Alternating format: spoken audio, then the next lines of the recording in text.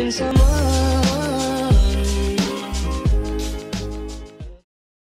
is the EchoCast, episode 21. This will be a short one on my part. This will be episode 2 of my talk with ArmorForCor. This time we'll talk about the Division 2 specifically, and we'll get pretty deep into that. Before that, quick content update.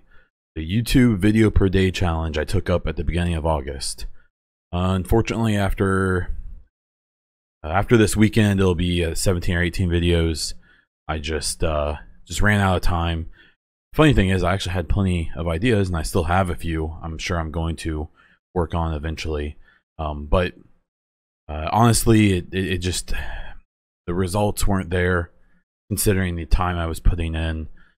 Due to my limited time, I just felt like it was a bad investment. From kind of a funny standpoint, there was actually a moment where 7 or 8 videos in, I actually had lost 4 net subscribers on my channel. So I'm guessing that the constant videos were just too much, and I understand. So we're moving on from that. But I definitely have a few videos I still want to make that I had planned. And there's you know, really every one of those videos I'm really proud of, especially considering the turnaround that I did them in. State of the game recap. It was a good one. The big point was patch 1.8.3 will be released on August 23rd. The big features being striker balancing. EMP will now not only pause stacks but allow them to go away during that time. They lowered the rate of healing per stack. You can only earn 1 stack per shot or pellet on shotguns, where before you could get, like with the Showstopper, 16 stacks per shot. Now it's 8. They've halved it. And probably the biggest news is that this will only happen, this change only impacts PvP. So, Last Stand, Skirmish, and the DZ. Otherwise, the set remains exactly as it was before. Showstopper bug and exploit has been fixed. The big problem is that the audio still sounds like it can work if someone still tries to do it. But they've assured that that's a deeper coding issue, but the actual issue of it firing basically 3 shots at a time is no longer there and shouldn't be a problem anymore. The last big piece was the support station master mod no longer automatically gives 33% healing if you drop it and pop it. So a lot of people were putting 0 points into electronics and just equipping the support station, because the master mod on the support station, you could have 0 electronics and you could drop the support station, immediately blow it up, and get a 33% heal. That is better than what you would get off the first aid, which probably shouldn't happen. It kind of is kind of a cop-out, kind of a cheap way to get a nice heal. So that is likely going to change things quite a bit.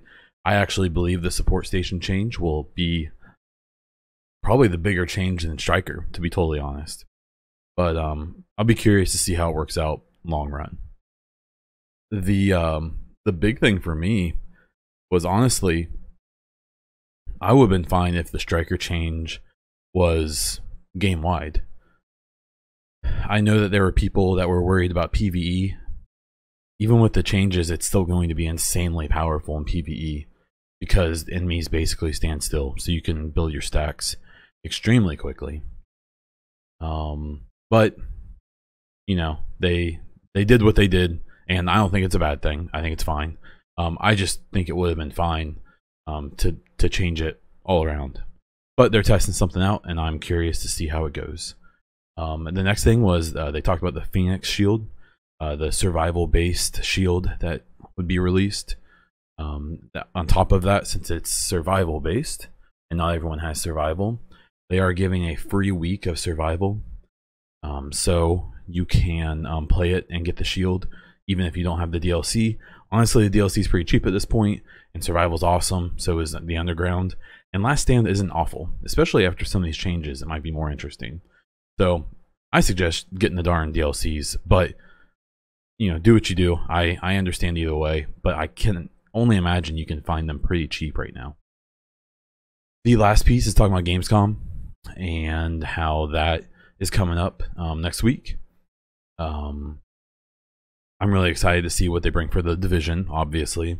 I'll be excited to see what else comes up as well. But my focus is pretty blatant, so we'll see what we get from that. I believe Petter will be there, which is exciting. Some of the other CMs and community developers, as I want to make sure I call Petter after listening to the SitRep Radio interview with him. And that's all I have for State of the Game. For Division news in general, all I really had was talking about Gamescom and PAX West. It only seems natural that there's going to be more Division 2 info. Terry Spear dropped a tweet basically saying we haven't released anything yet, so I'm going to be quiet. We all know that guy just loves to bring us good news, but he's also a very smart professional and knows when he can and can't say things. So I'm curious to see what comes from that. Before I jump into the second part of my interview with ArmorForCor, I'm actually going to answer a few viewer questions or listener questions, and we'll go from there. So Hassan sent me a couple questions. He said, do you think the Division will become a sequel, each version a different city, and where do you think they would be? I'm assuming he meant series, and I do. I don't think Division 2 is the final game of the franchise. I think it's going to be. I think I assume they're already planning on having it last longer than like Division 1, in the sense of like new content more consistently. But I suspect that we'll get like a Division 3. I'd be surprised if we got Division 2 and then expand it into other cities. But maybe that's how the engine is designed now. Maybe they can do that. If they did other cities, I think Philadelphia, Boston, Chicago, even down south, they're doing DC in the summer. So now we have open, we have summer, you know, warm places open. So you could be talking about like maybe like New Orleans, Atlanta, Dallas, out west, Los Angeles, San Diego, Seattle. You know, there's a lot of possibilities. On top of that, you've got cities in other countries. You've got a lot of lore in the game that, you know, there's some mention of, you know, Canada. Obviously, we have a ton of European fans. So, you know, places like Berlin, London, Paris, you know, all kinds of cities that could be really cool over there as well. So we'll see. Your other question was, do you think the hunters have an actual story behind them, or are they just random rogue agents or some random people? I don't know how developed the story was for them in Division 1. I suspect it's more than we know. There's a lot of hints and clues all over their uniforms and equipment that leads me to believe that there is some pretty deep lore behind them. I would, if I was a betting man, I would say that we're going to learn a whole lot about the hunters in Division 2. I suspect they will play a pretty big part. One, because of how much we love them and how obvious that is. And two, just because it seems like they were kind of meant to give us kind of an uneasy feeling in Division 1. I almost though hope that we don't learn everything about them. I don't think it would be the worst thing ever if maybe we learned a little bit, you know, a little bit about them, maybe even a lot. But I would like it to not be 100% clear. Wilco asked me, do you expect any news about the Division 2 out of Gamescom next week, or will it be the same stuff as E3? I think the demo will be the same demo. I think we will get new trailers and lots of new information about Division 2. The more I've thought about E3 and what we learned and how much information it seemed, I highly suspect it was actually just the tip of the iceberg. So I'm excited to find out what Gamescom brings and the next like 7 months. And then DB asked, what other factions do you think the devs could come up with that would fit onto the DC locale as part of the sequel? I think the True Sons probably kind of cover at least some of the military idea. It's a very heavily fortified area with lots and lots of troops and officials and stuff like that. So I think that there may be another like military-ish group, maybe even like a special forces group or something like that. Wink, wink, hunters maybe. I think that you're also talking about a lot of lobbyist and private investment and interest there. So I wouldn't be surprised if we have another PMC type of faction like the LMB, but I wouldn't be surprised if we get an LMB-ish faction that's way more advanced and very shade agent-ish. I don't really know more than that, but I think that that may be kind of a thing. So, and then I really hope we have like a fanatical replacement for the Cleaners. The Cleaners are one of my favorite factions to fight because you can blow them up, and they're just neat. There's more to them than just greed or money or power. They literally are, in theory, trying to do the right thing, a good thing. It's just their method is tough to handle for most reasonable people. So I think there's a lot, and there's probably 100 I can't even imagine because I'm not creative enough. But those are all awesome questions. I really appreciate you guys asking those. Feel free to ask questions through my Discord, on my Twitter, or any other way that you can get a hold of me. So now that I've blabbed on long enough, I'm going to start the second part of my conversation with ArmorForCor, and we'll wrap it up after that. So, okay, Division 1, Division 2. So, what would you say you liked about the Division 1 gameplay loop or the mechanics of Division 1, just as general? Yeah.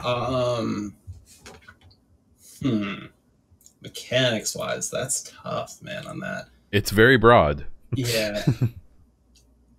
I mean, that's really tough with I can give you mine. I can tell you what I think. So, on this one. Yeah, no, you're fine. So mine would be, even though I know the gunplay is probably, actually I know the gunplay is going to adjust because I got to play the demo for Division 2, but not in a bad way. I really enjoy just the feel. I enjoy running down the street, seeing, I don't even care if it's a red enemy. A red enemy's down there, pulling up my lightweight M4 and killing them. It's such a satisfying, like, aim down sights, ba ba ba ba ba, health bars down, they fall, you get the bing, you get the, you know, it's such a satisfying game for me to play. It's why I still do it, even though I've done it a million times. Yeah, I would say the open world AI mechanics is probably the best part for me. Really brings it to life. Yeah, sure. No, I agree, and I really think that they're gonna go 10 steps further with Division 2 when it comes to that. I'm really pumped about that. The new AI in Division 2 is amazing. How the enemies flank you, how they rear you to the ground, man. Like, I'm excited. That's just one faction, so I mean, well, who knows what else we got? If you get to touch it, if they have the demo there, which I suspect they will, even if it's the same one I got to play, the first thing you're gonna notice is one, the lightweight M4 is not a laser. Yeah, I bet. You have to control it a little bit. It would be kind of funny if it was the worst gun in the game. That would really make me laugh. I don't think it will be, but I think you'll be actually making choices on what guns to use in this game. At least that's the way it seems. But the second thing you'll notice, at least that I noticed, was that in Division 1, there's so much like stun locking on the PvE enemies, where if you hit them with a few shots, they just like stand still, or they get staggered, and it's so easy to kill them. As soon as you start firing at these guys in Division 2, they're like dipping and dodging, and they don't get stuck that same way. You can definitely tell that the trade-off has been, sure, we're going to do a much lower time to kill. You might only have to hit one of these guys 2 or 3 times in the head to kill them, the low-level guys, but they're going to be harder to hit. So, which is a really exciting, if that's the concept they're going at with Division 2 entirely, I'm super pumped, because it's saying if you have the skill to hit them, you will kill them quicker than you were able to before, but it's going to be harder to hit them. The only thing, were you level 30 in the demo? You were level 30, but you were using superior gear, purple gear. Okay, so this technically isn't endgame to what we're going to be playing the majority of. So I don't know. It's kind of hard for me to like give an opinion on the time to kill on a leveling up process. Oh, yeah. You know what I mean? So that's nothing. Like, that's the hard part when people like ask for opinions and stuff like that. You're like, I mean, no one knows yet. Yeah, it looks cool, but we'll see. Yeah, definitely.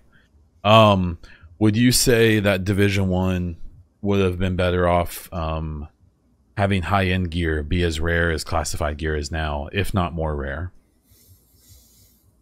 With the same talents, or if they were like as valuable as gear sets? Sure. So what I'm kind of hearkening to with that question is how at the beginning of the game, you had purple builds. Yes. And you were ecstatic if a high end dropped. Any of them, even if it had a shitty talent on it, you were just pumped. Yeah. And what kind of killed that whole grind was that so many people found and abused the Bullet King farm. And were able to just basically farm Bullet King and get full high-end sets. And instead of going and, you know, taking that gear away from them, they just kind of eventually just gave everything to everyone.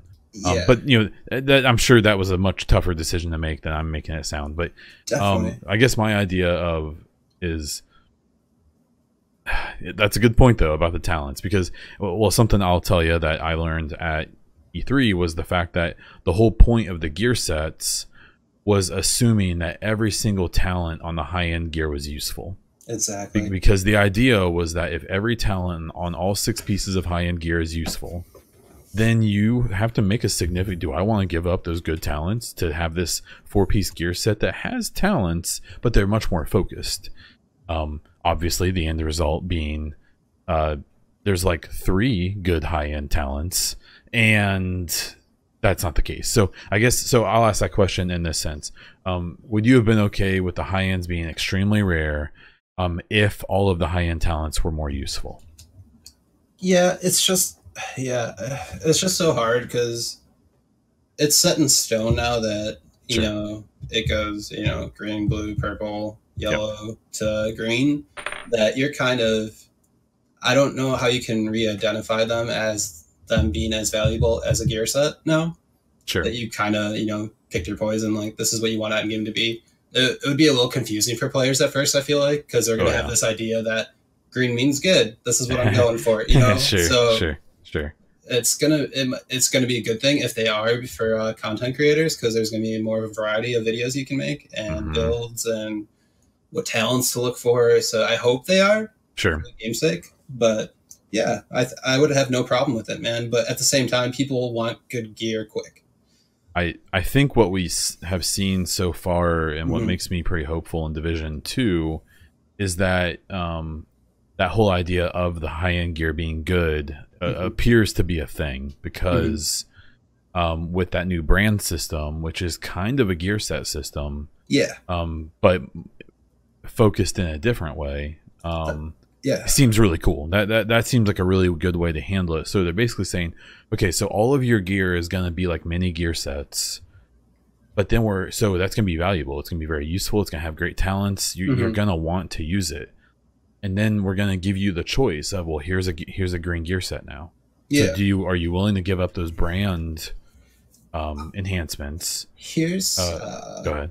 Here's what I'm hoping for with gear sets. I don't want them to be DPS related by any means. Sure. I want them to help you be a role in a raid or a PvP, whether it be a healer or, you know, blocking status effects, or, you know, maybe putting up like a huge mobile cover or something, you know? Like, I want that to be a gear set more so than like, I can get 100 stacks and melt you in 2 seconds, you know? Yeah. I think it should be more situational, like role playing. The one thing that made me happy was that there's a gun talent that's basically mini striker. So that leads me to believe that the striker type talent is gone from gear. I really because hope so. Actually that talent on the gun is really cool, and even the way it shows in the UI is really neat. Because I think the stacks only go up to like 20 or something like that. It's a much lower stack. So yeah, no, that's fair. That's fair. Let's see. I'm trying to kind of go through some, because we've gone ahead and covered some of the stuff I was going to ask about, which is awesome. That's totally fine. Cool. Let's see. What is your most memorable moment from Division 1? I'm afraid to ask to a point, but yeah. No, it's PvE related. I'll keep that clean. We were doing Dragon's Nest, and you know, I was hitting the, so you know how everyone always goes to the back left corner. We're doing it that way because it's 1.6. And I hit the switch closest to us, and my friend Scout hits the furthest switch, and the tank drops. He runs right underneath the tank, and it plops him down after I green him up from dying. So I green him up, he hits the stand-up animation, tank knocks him right back down. That was probably my favorite moment, man. I was laughing so hard. I've seen people do that on purpose. Yeah. And it's and the shape that their body takes when it happens is definitely one of the funnier things. Yeah. So we've talked about Warframe and Destiny. With Division 2, is there another game you can think of that you would like to see some feature or some mechanic from in Division 2?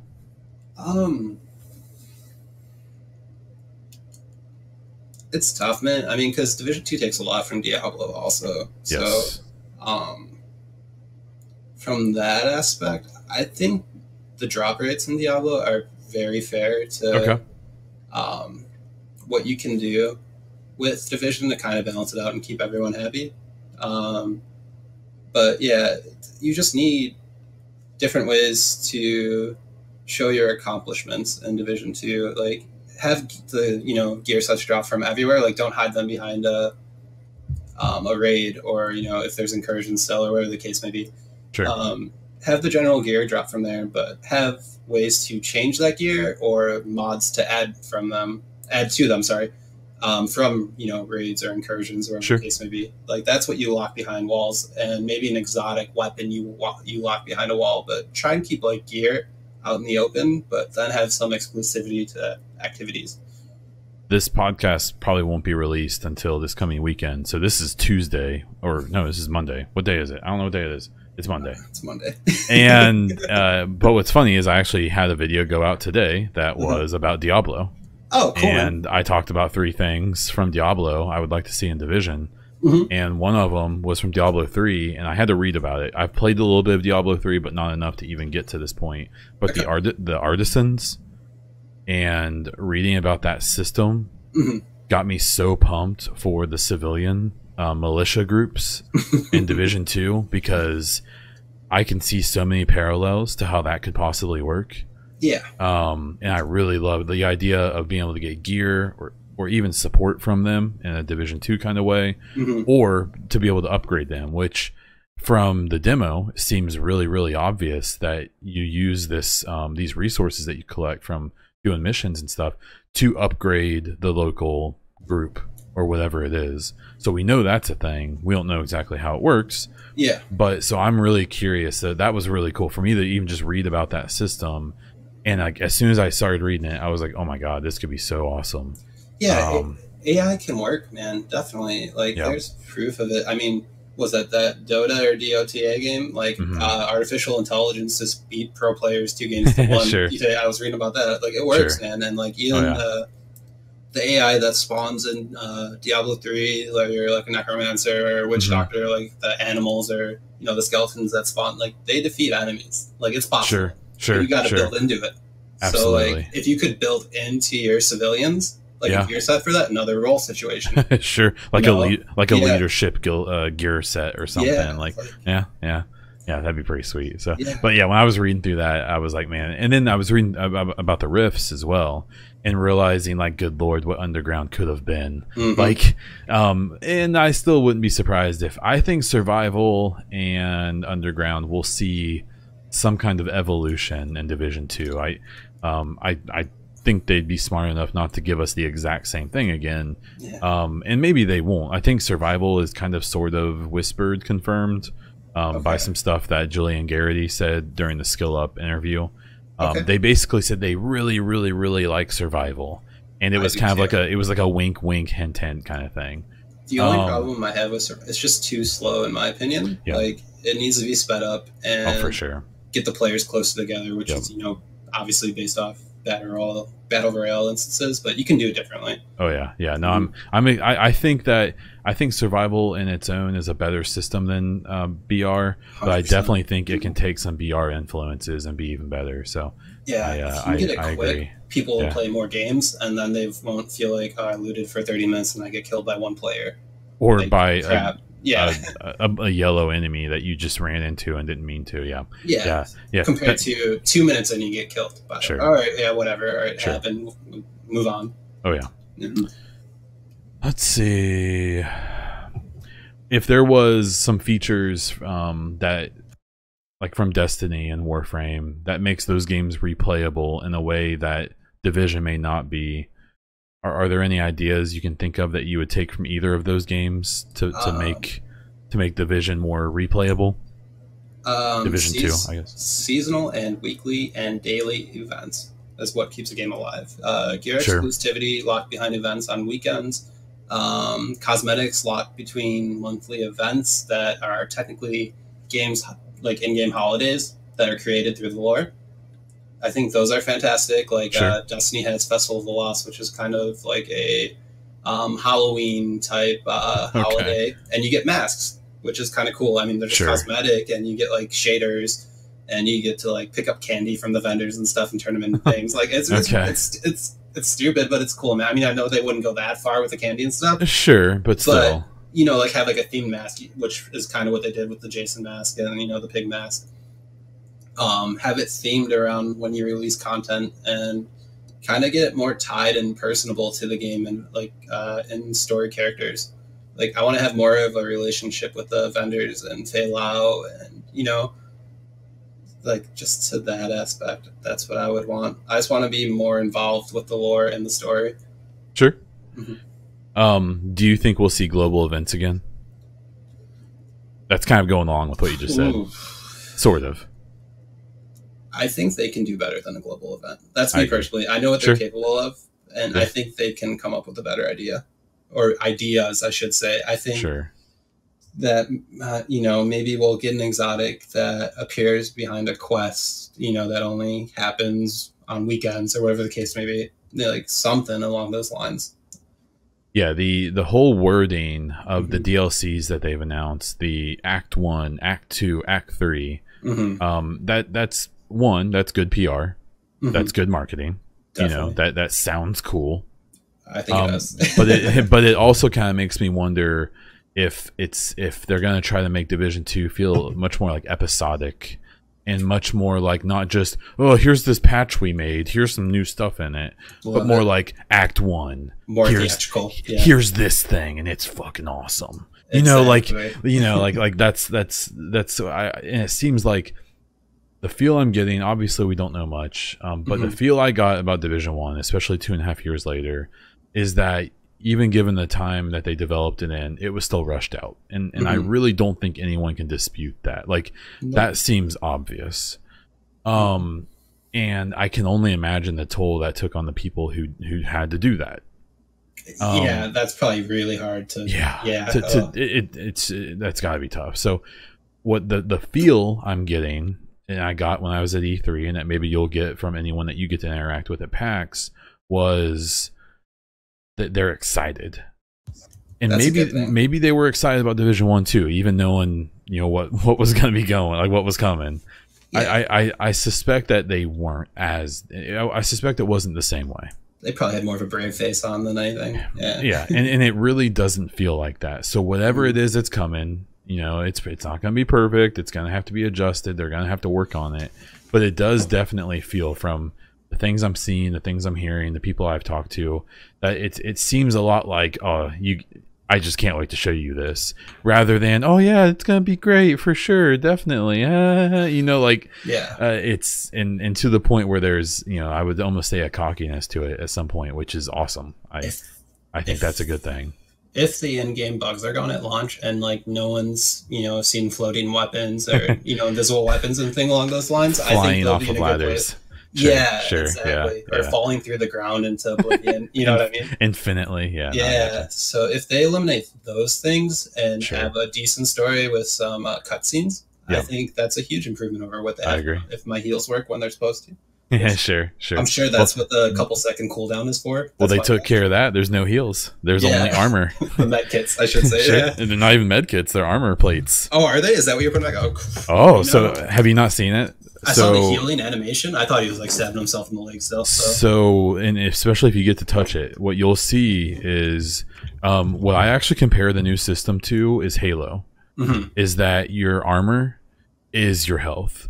Because if your armor is gone, your actual health pool was so tiny in that demo that if you depleted your armor and didn't replace it, it only took a couple shots to kill you. It was extremely punishing if your armor was gone. And what happens when you use that heal, what we call now the heal, the new one where you have to hold it down, that's actually him reaching into his chest rig and pulling out the old plate and throwing it. Yeah. And then sticking a new armor plate in. And that's how you're re-upping your armor. Okay. Which is something I'm super pumped about. I think that's going to be... It's going to be a good system, and that offers a lot of opportunities for gear sets and stuff like that to healing speed and stuff like that. Yeah, yeah. I mean, or more armor or different types of armor, or there is some inclination that the one thing I do know is, and they said it during one of the streams, was that hive skill that attacks the weak point of the enemies. Every single skill in this game is going to be able to be significantly modded. So just because what we saw in the demo, like that's an offensive skill. You throw it at the enemies, it attacks them, and it helps you kill them. Yeah. They've made it clear that every one of those skills is going to have mods that drastically changes what they do.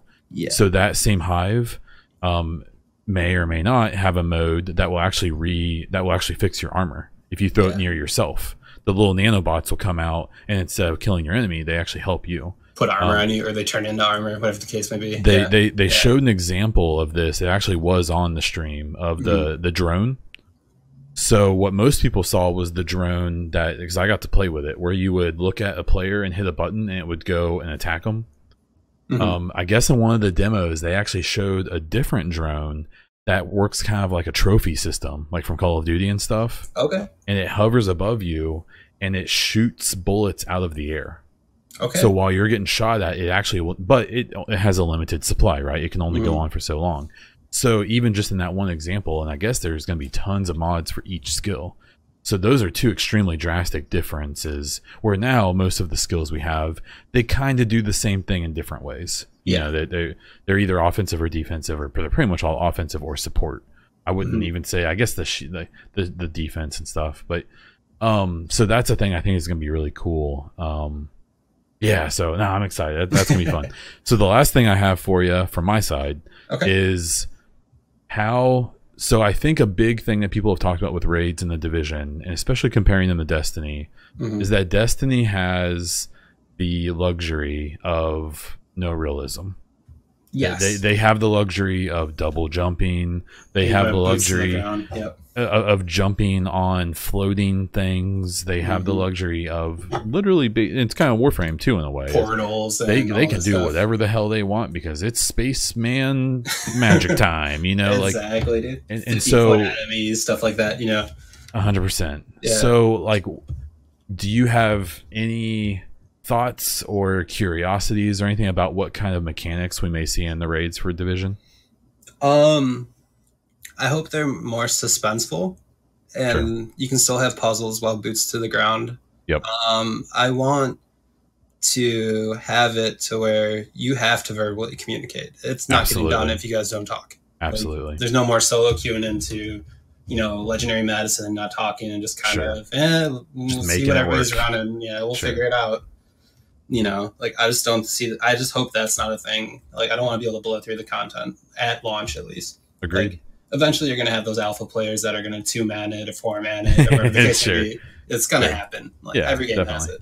But just at launch, I just hope it really involves communication and, like, maybe, like, you know, depending on where it's at, you know, like trapdoors that lead to places and, you know.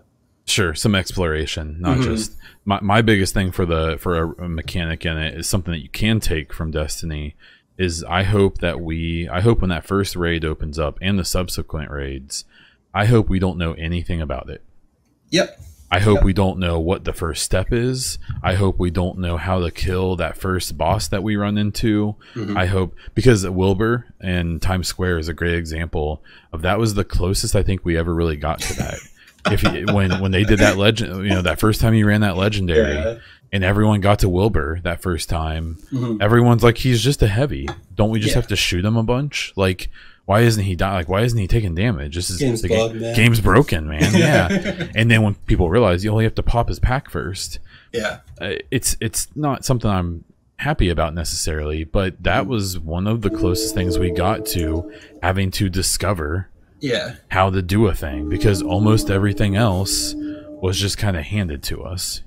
So there could be a lot of things where you're you complete activity and you're stuck in a room and there's these switches on the wall and you have to hit them in a certain order to progress through a certain door, but different doors open if you put them in a different order, and it kind of like makes you explore and kind of figure out which way you have to go, or like, even make us use our skills, make us use, maybe you have to throw a hive on top of something and 2 hives have to be in a certain spot before you can go activate something else. Then like there's so much, and the fact that they're doing 8 players honestly blew my mind. I just don't see, that's the one thing that they're going to shock me with. Like, what are you going to do that requires like not a bullet sponge and that's going to involve 8 people to talk to each other? Like, I'm so excited for that. I agree. If there's a mechanic, like 4 of you stand on a plate, then 3 of you have to go up here, and then 2 of you are DPS and to get the shield off this boss. Like, yeah, man, I'm totally down. I hope that's a thing. We'll see. I'm super curious to what that's going to look like, because that's a lot of people. That's a lot of people to communicate, because Destiny is 6, right? Yes. And that's still a lot of people, but throwing 2 more on there, I really thought it would be 6. I honestly thought that would be a copy straight from Destiny. I thought they would just do 6. Even with 6, man, one bad apple can throw you off. Yeah. So I'm really curious. 8's a lot of people to organize, man. And I will say that that's one of the things I'm the most excited about, that I'm afraid won't be quite as feature rich as everyone's going to want it to be. But the clan system, or whatever they're going to call it, is going to be essential. And personally, I think for the raids and stuff like that. That's scary to me. I mean, it's going to be a great thing overall, but like the actual like clan feature, if it's in game, it broke Destiny too. It broke it, dude. It was offline. Like, you couldn't get, like it messed it up for a second, man. Couldn't log into your clan or anything. And the thing I'm worried about with that is they've basically already confirmed that there's no current plans for an app, which is a bummer. No public API. And that's a bummer. But again, that goes back to what I was saying before. They never said there would be. Like we asked for it. We all assumed, but that's the problem with assuming. I think that's one of the first things I asked for whenever for sure. I'm like, I want a public API. And don't get me wrong, I still want it. I still definitely want it. But there's examples out there, like Destiny 2, like people broke like the leveling system by taking advantage of the public API. So I get like there's a ton of reasons why you shouldn't do it. And we've all seen what loadouts did to the game. Like there's a reason those things get held back. And even when they get held back, they still don't really man, loadouts are awesome, but they've caused as many problems as they solved, because really I would say pretty much a majority of the exploits and glitches since in the last year and a half or whatever have been because of loadouts. But good lord, could you ever imagine them trying to take those away? Oh, it'd be rough. I wouldn't want. I'd probably be done for a while. But okay, I'm hanging my shoes up. Sure. Not happening. But yeah, no, the clan system, I'm really hoping they at least have a website. I'm really hoping that you can at least manage it. That's how Battlefield 3 and 4 was. You could manage your clan on a website.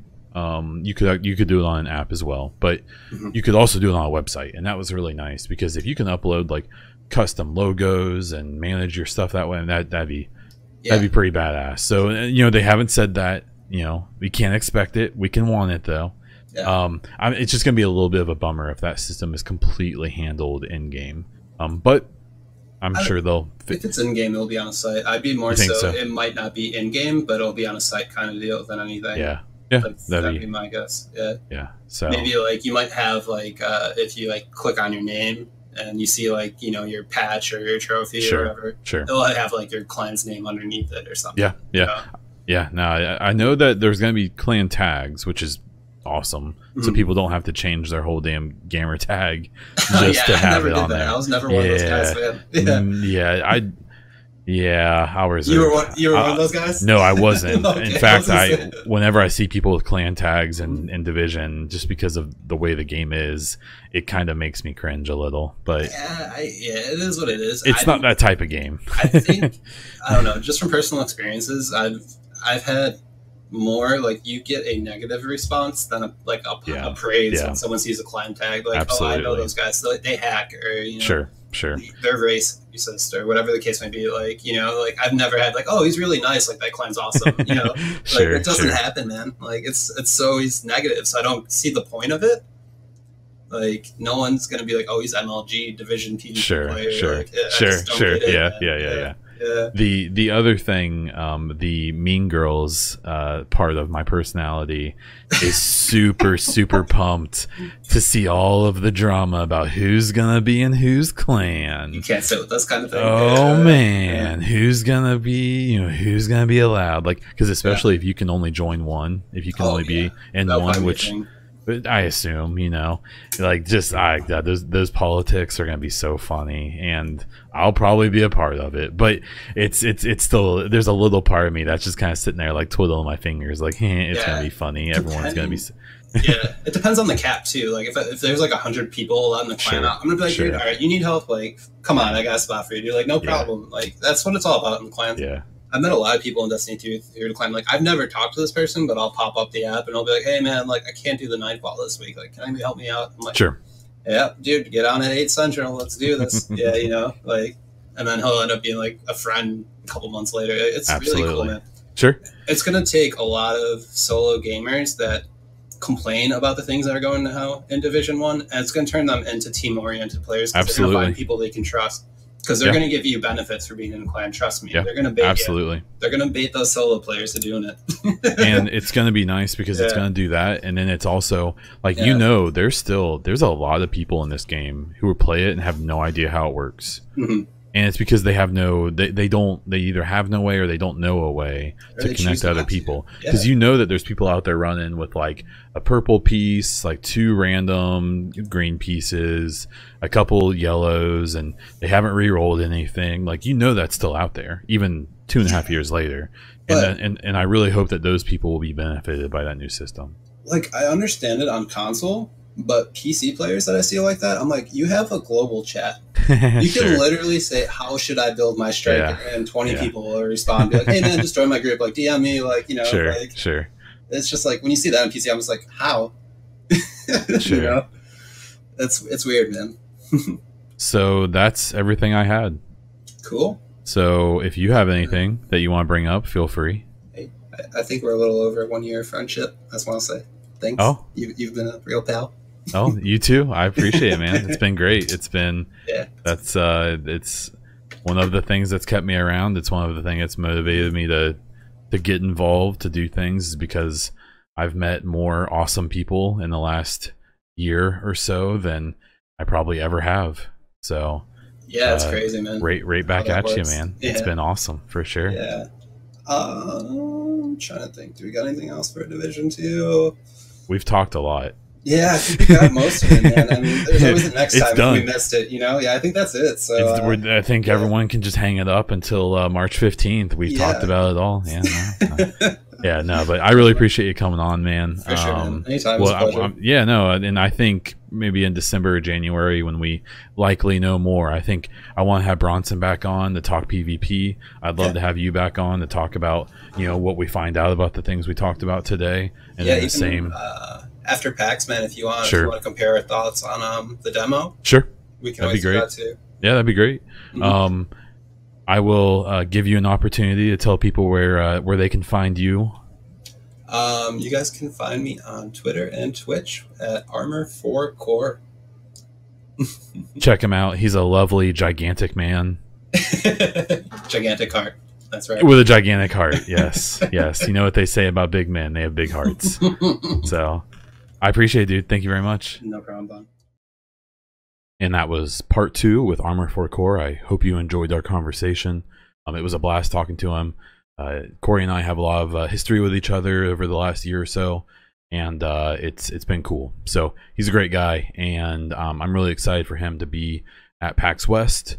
and I can't wait to see what he has to tell us, and I can't wait to hear his stories and thoughts of everything. That said, again, if you have any questions that you want me to address or answer during the stream or during the podcast, ask them on Twitter or Discord. Find the EchoCast on Anchor, iTunes, and SoundCloud. You can find me on Twitter, YouTube, and Twitch as Bond Diesel. You can find me on Instagram as BondDiesel_Twitch. And that's it. Thank you very much for listening. I really appreciate all the love and support. Please do know that if you wish to support me in one way or the other, you can do it on Twitch. You can actually now do it on Anchor if you check me out on there. Or you can do it by just listening to my stuff, watching the streams, liking my tweets. It all means a ton to me. So, that said, I hope you have a great one. This was Bond Diesel, and until next time.